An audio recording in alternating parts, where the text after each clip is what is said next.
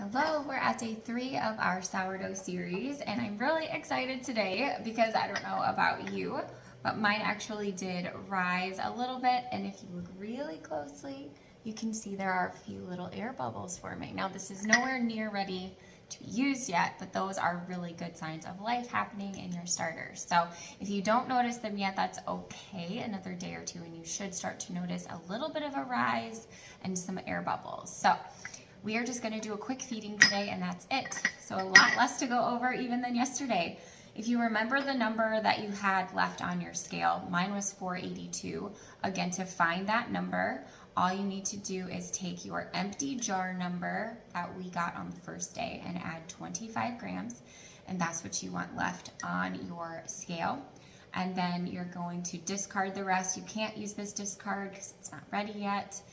Discard the rest into the trash. We'll do a fresh feeding, and then we will be good to go. So first, let's get our jar down to the number we need it to be, and then we'll do the feeding.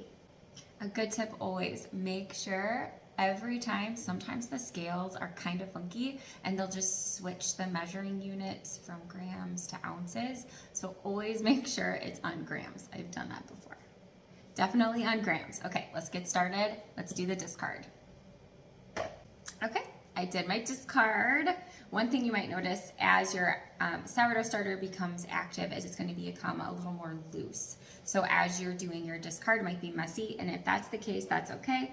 Just take a wet paper towel, wipe it right off, and then even up here on the inside, you want to make sure you keep this part clean because it won't ever touch the actual starter. It's really high up, and you don't want it to start growing, any type of mold or anything like that. So just make sure to always keep the rim clean and the top up here.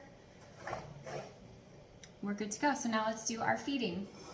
So again, I use Einkorn flour. I'm going to do 100 grams of flour and 75 grams of water. If you're using any blend with an all-purpose flour or rye or any other type of all-purpose, you're going to do 100 grams of flour and 100 grams of water. So let's go ahead and do our feeding, and we'll meet back here. All right, and there we have it. Day 3 is done.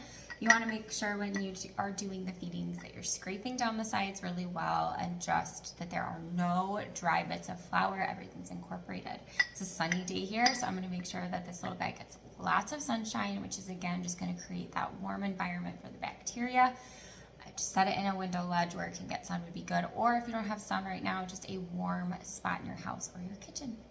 We will be back for day 4 tomorrow to note the changes. I hope yours is going well.